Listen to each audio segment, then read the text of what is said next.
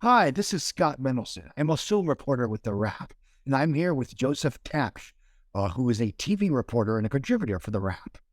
We're going to have a brief, over under 30-minute conversation about an Oscar weekend, about the relevancy of the Academy Awards as a pop culture institution, as a thing of interest to general audiences, and what it does and doesn't mean to the film culture at large, and why, perhaps, even though ratings are down and maybe may never go up again, there is still some value in the Academy Awards, especially as it pertains to the Hollywood culture at large. I hope you enjoy what you hear or watch. If you do, please subscribe to TheWrap at the various social networks. I guess if we have a YouTube channel, you could like and subscribe. I didn't think to check. I'm an old man, so I don't know about YouTube channels. So with that being said, shall we begin? Okay, so besides me just loathing award season, so I come at this very biased.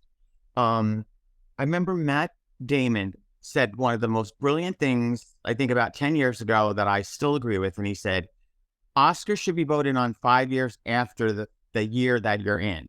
Because it's like, what films stand the test of time? That's why I was asking you guys seriously, because I'm like, does anybody watch The Artist on repeat? I doubt it. Does anybody? And even just, what was the one, which is a great movie? What was the one that beat the Brokeback Mountain at the last minute? Yeah, exactly. And that was a great movie, but was that like an Oscar movie? It was just like, and do people like, let me watch that movie again? Brokeback Mountain, I think, is a movie that you see it on cable over and over, and people watch it. They watch it. You know, that to me is a Oscar winning. I think that brings up a good point, that even if the winner of a given year may not be the most impactful picture in terms of, people revisiting it and making an impact. I mean, Argo is a pretty good movie. Do I think people watch Argo 100,000 times a year? No. But when you look at the nominees, I would argue plenty of folks watch Django Unchained. Plenty of fans watched Les Miserables. Yeah. So even if the winner is something fluky, not fluky, but like The Artist, there's usually at least a few one for the record books in the nominees, especially since they've expanded to, now it's 10 all automatically. I think, in 2009 and 2010, 2010 and 2011, it was 10 nominees straight. And after that, people got pissed at The Blind Side. Oh no, a populist entertainment that people actually liked. Horrors. That they sort of made this weird skewed voting system where it's up to 10 films. And so let's just, for the sake of this conversation, it's around 10 films every year.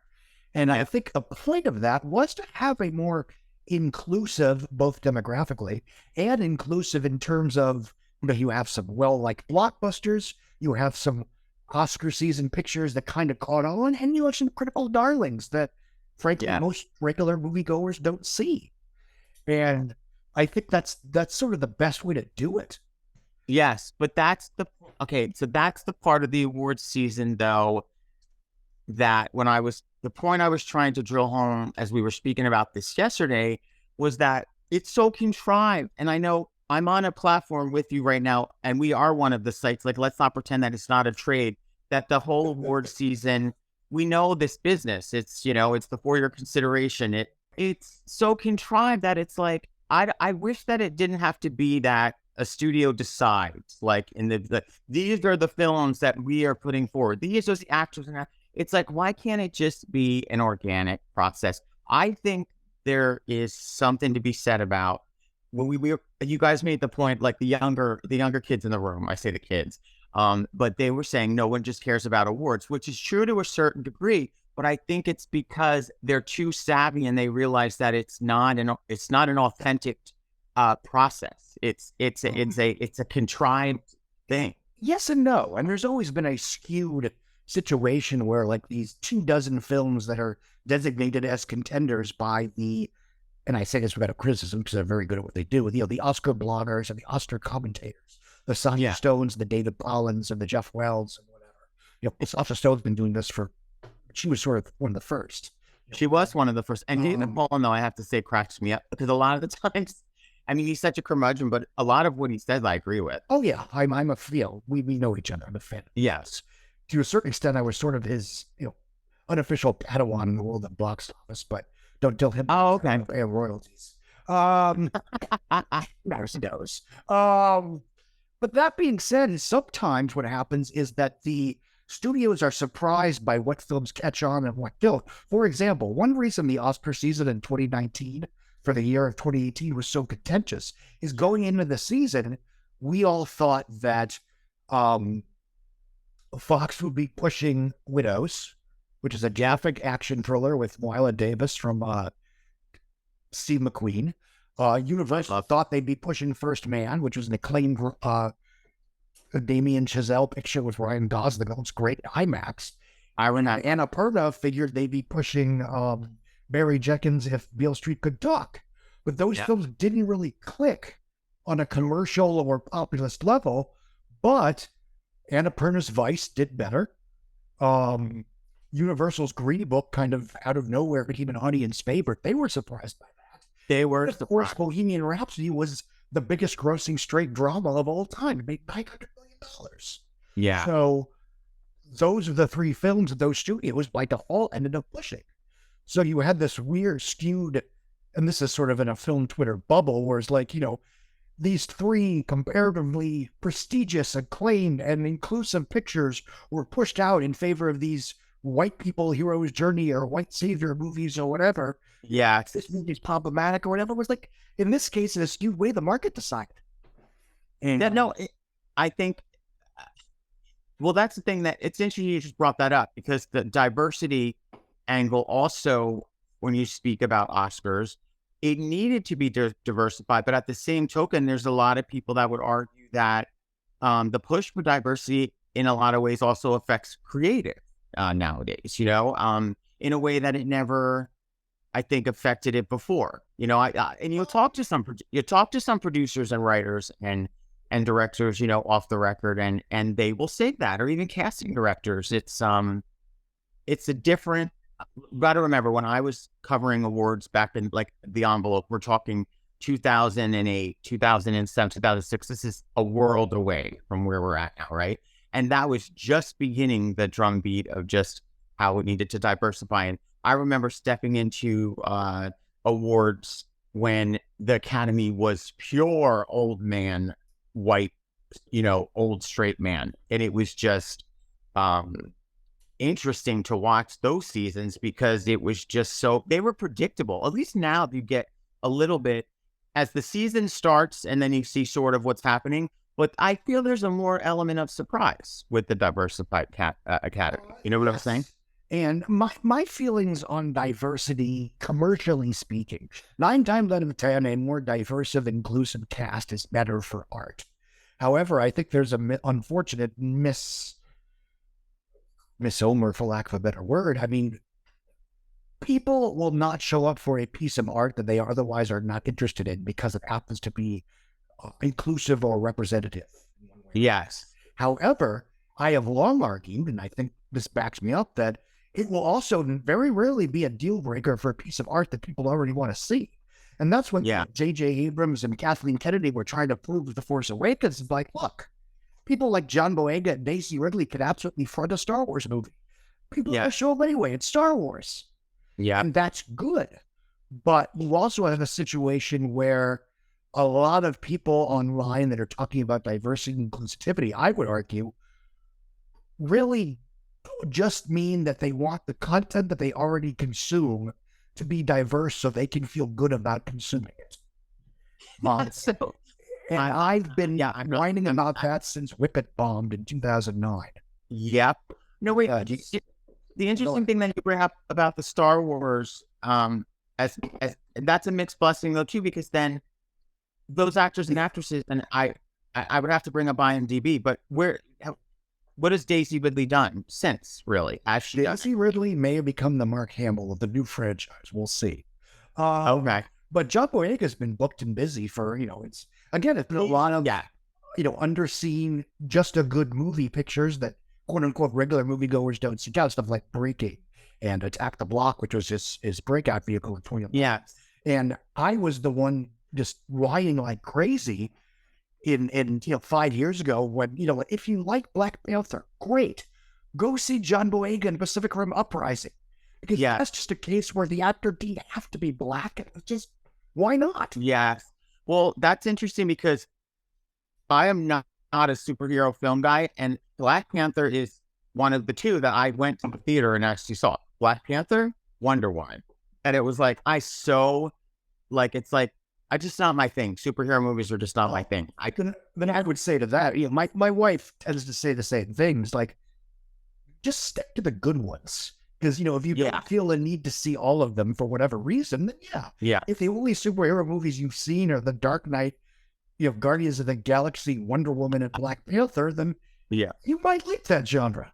But if you sort of force yourself to see the ones that aren't of particular appeal to you, then you're just torturing yourself. Torturing ourselves. But back to this season for a second. Yes. I think it's an interesting turn of events where it seemed like the early momentum, for instance, it seemed like Colin Farrell had a lot of early momentum, Angela Bassett also, and then a little turnabout here that's leaving those categories for me in limbo because of then when the BAFTAs came along and then SAG came along, there's a good chance that Jamie Lee Curtis will pull it off because SAG, she I think she's, and I say this with very little criticism because whatever, she's very good at promoting herself. she and by the way, she's a great, I love her. She's a great person. I mean, but I do feel disappointed because I think Angela, having it being the first Marvel actress, I mean, that's kind of a feather in their cap, I mean, let's be honest. The only reason Michelle Williams isn't winning because she ran for the wrong category. If she had put herself in Best Supporting Actress, as I argue would be the correct category, she probably would have gotten 80% of the vote. Oh, the Fabelmans, right? Yes, the Fabelmans, which offhand is practically my favorite film of the year. So you're not the first one to say that, and I think it's Spielberg's best movie since Munich. Someone was on MSNBC this morning. One of their commentators, they had I think they had Matt Bellamy or somebody on for an off game. But then one of their, I think it was Catty K, said that was her favorite film. Obviously, I'd be thrilled if the Fabelmans won, but obviously I very much enjoyed Everything Everywhere All at Once too, and I'm thrilled that it's actually in contention and not just getting a consolation prize for Best Original Screenplay. That being said, considering, I will cackle like a maniac if All Quiet on the Western Front wins, however unlikely that is. Because, Sharon, our boss, wrote a piece about this a few weeks ago, like, when they talk about expanding the member base of the Academy, that's not just people of color. It's also, white Europeans. Yeah. And, that could, quote unquote, backfire. Well, they said that because there's a bigger influx of international Academy members now, right? Yes. The thing about it is we always get those, every year they put out those releases where it's like, here's who got invites. I don't even know, and you know this better than I because you're the film reporter. Do we have access to actually like the full list? Like these are all the Academy? I think I think yes, but that's never something that's particularly interested me just because it's. Yes. Okay. But it's that whole weird system too with the number ones and the twos and it's like, trying to explain that also to the average, the skewed voting thing now? Yeah, I always come at this from sometimes like there's two ways that they were trying to serve it. And that's why I asked you guys, I was like, has Hollywood just given up on sort of, they know they're not going to grow new audience for an award show anymore. So now we're just like, okay, then we're just going to be our own echo chamber, microcosm. And we're just going to. So yeah. I saw last year, which was even before, without even getting into the Chris Rock, Will Smith thing, which was whatever. It was an abysmal, embarrassing show because it was put on by people that were embarrassed to be putting on an Oscar show. And they were like truly critical of and dismissive of the nominees because, oh no, we didn't nominate Spider-Man No Way Home. I'm sorry. If you want to nominate the movie that saved the box office, it's not Spider-Man No Way Home. It's Godzilla v. Kong. Yeah. That's maybe Tom and Jerry the movie, but definitely Godzilla v. Kong. That was the first morning that I woke up and thought, oh my God, we might have a chance. And so the interesting thing too is just I often wonder, because Tom Cruise, when he literally worked that, not only what Top Gun Maverick did for the film industry at large, every time he did a premiere, I was told he talked to every single reporter that was on that carpet. And they say he's a nice guy. Listen, I often wonder if there's like a unspoken bias because of the Scientology. I'm being honest, because of the Scientology thing. Because why else would that film not be, a front runner to win? It's every critic loved it. It made tons of money. It has all of those aspects, like I said about when we were talking. I said Titanic is the best picture. Yes, that's the best picture, and that's where Top Gun Maverick. I didn't see it, and I'm the last one to be cheerleading for Tom Cruise. But it seems like that's what everyone was talking about all year. I think for a film like that, just because in terms of Academy bias, and this has been the case since I was a kid, the fact that Top Gun is in contention at all is its own reward. And that is itself a validation of how popular and well-liked and well-received it was. Yeah. Yes, I agree with Steven Spielberg that it kind of saved movie theaters. And here's why. Because it appealed to a shit ton of, quite a few general, older, and irregular moviegoers that otherwise weren't going to theaters. And not only did they show up for Top Gun, but they showed up for Top Gun and they saw trailers to non-tentpole films like Elvis and Bullet Train. And those films all did pretty well this last summer. And I think that's a huge reason why. Because in the old, the pre-streaming days, the best piece of marketing you could have, and this gets into the whole, why don't more people care about awards? Why don't more people care about movies? You're right. There has been, the end of a monoculture. People don't care the way they did when I was a kid. But now, the reason for that is when you only see franchisee tentpole films in theaters, not just superhero films, but let's stereotype and say superhero films. Yes. You're not going to see trailers in theaters for non-tentpole films. And if you don't watch linear television, you're not going to see TV spots for non-franchise films. And if you don't read newspapers, you're not going to see advertisements for those films. So where are you going to become aware that these films even exist? Well, I'm going to be honest with you. Just being now contributor status at TheWrap, from and not having to worry about award season, that I find, I just find out if I'm not paying attention to the rest of the site all week, I'll all of a sudden be like, the Globes are this week, and that to me gives an authentic sort of, that's your average viewer in America. Yes.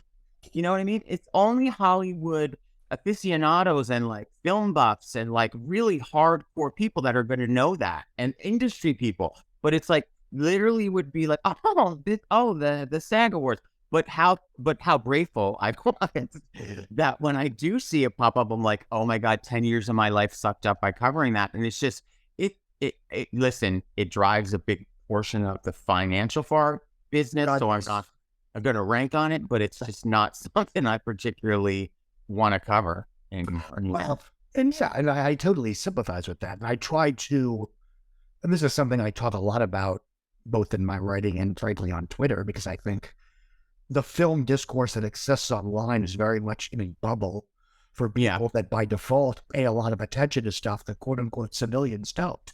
Yeah. That's one reason I'm so gung-ho on Super Mario Brothers, the movie, making $1 gajillion next month, is that everybody I know, including lots of civilians outside the circle, are interested in the film or curious enough to go if their kids want to see it. Yeah. And that kind of awareness, you don't get that all the time.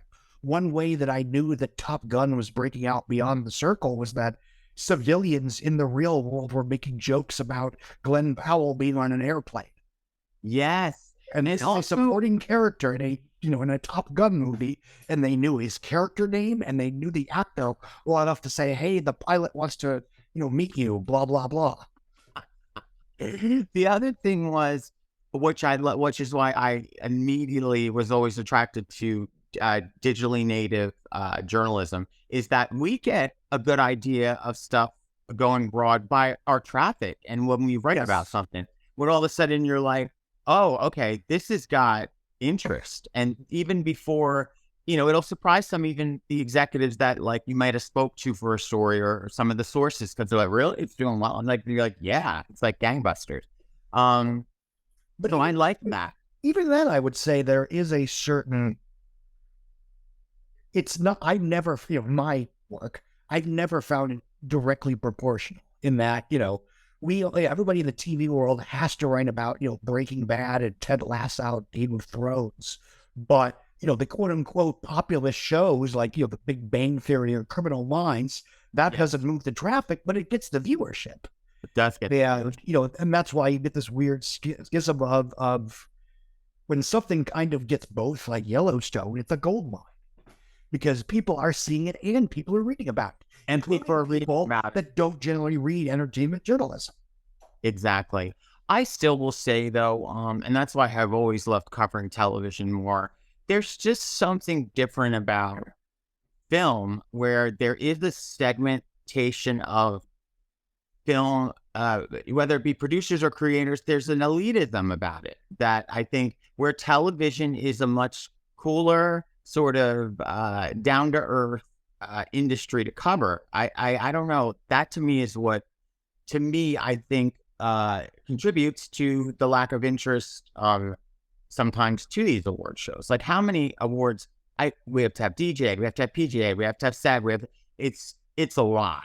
It's a lot. And I wish these awards were more than just what does this mean for the Oscars. But yeah, the one definitively positive thing I will say about the year-end awards race is, especially now, but it's really the only reason that Hollywood makes quote unquote good movies. That is true. And but I'm telling you, I don't think they're ever gonna produce an awards show that, hey, I really enjoyed watching that award show. It's never gonna happen. Really, because I mean, we live in we have a fragmented culture. There is far less incentive to watch live television because even if you want to see the highlights, you can see them on YouTube. You can see them on Twitter. Like absolutely. I mean, yeah. I was on a family vacation last year and I did not see the Will Smith slap live because they cut away, but I did. I'm sure knew what had happened because I was on Twitter at the time. Exactly. Yep. And in a skewed way, the reactions on Twitter to the Best Picture whoopsie in 2017 was more entertaining than the actual event itself on television. It's always that. But that's the thing that drives the Oscars every year is when something goes really awry.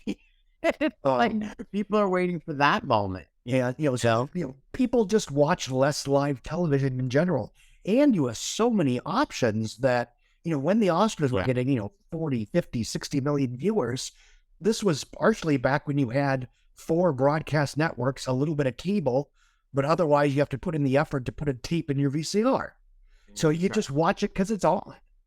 I'm actually just thinking, where did it land last year ratings wise? Hold on. I want to say 16, which was like 50% higher. 16 million? Yes, which was like 50% higher than 2021 by default. And this year will be interesting because, as much as everyone likes to talk about, films that are, not resonating with the general public, Top Gun Maverick and A Half a Tar the Way of Water are 2 of the biggest grossing movies of all time. Yeah. This is the first time that I think ever that the 2 biggest movies of the year domestically and worldwide were both nominated for Best Picture. But it just feels like but it always feels like they're not going to win. That is true. It's always that 10 film thing. When they did that, it was like to add okay, here we're going to recognize the fan favorites too. But it's such a, I guess, yes, great. They're not, I'm sure that the producers are thrilled and the people that are part of the films, but when do they ever win? They don't ever win. That is true. And I think, it's part of that is, I think, 20 years ago when Return of the King sweep, deservedly, I would say, but I digress, and even something like Titanic, there was a sense that was an aspirational picture. That would triumph for here's what Hollywood can do. But now the industry has become so taken over by IP for the sake of IP, big budget action fantasy franchise pictures, that is no longer aspirational anymore. So it's like it's completely reversed where like something like Birdman or Boyhood, which may be small lower profile pictures, but that now counts as aspirational in terms of Hollywood can still do this.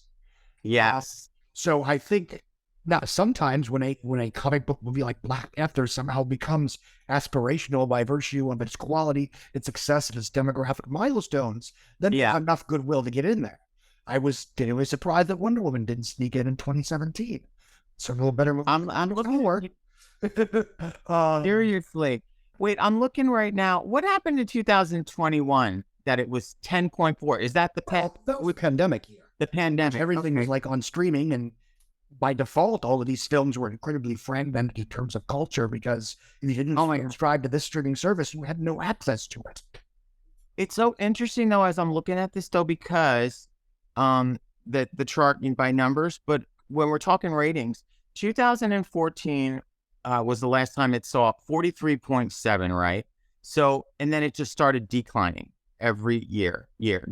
I think it's though like, okay, so it crawled back up from the pandemic to, you were right, 15.36 it's saying, but whatever, splitting hairs there. But this year, if you had to make a guess, what do you think it's going to be? I mean, I think at least it stays on par with this. Maybe if lightning strikes and people think that they don't, because there is a certain what's going to win in several categories, and that's the way it makes it more exciting. Yes. So I'll be optimistic and say 20, but okay. And again, I don't think we're ever going to get 30, 35, 40 million people just because the culture is fragmented. People have limitless options of what to watch. No one's going to watch the Oscars unless they explicitly want to watch the Oscars. Yes, and in the same way, that's the movie industry, where people no longer go to the movies just to go to a movie. They go to a movie if there's something in theaters that they specifically want to see, and they want to see it in theaters. And that's been a problem way before COVID. My generally broad thoughts of this is that the worst thing that the Academy can do is attempt to pander to an audience that is disinterested in the Oscars for whatever reason, good and bad, and aren't going to watch no matter what they do. I always joke that it's like the Democratic Party that often goes on the way to pander to, to piss off the base in favor of chasing demographics that are never going to vote for them anyway.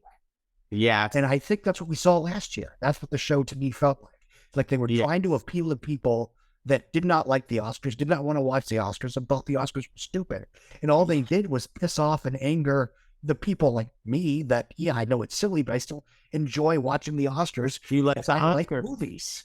I think the red carpet nonsense is what's more of a turnoff, I think, nowadays to the general viewing public, because the pandemic to me changed life in such a profound way that I think to talk about what blank is wearing and the jewel, we don't exist in that world anymore. Remember when celebrity culture was at its height and people aren't escaping to that because things are too serious now. People are more for lack of a better word, are politically woke. They pay attention to politics like they never did before.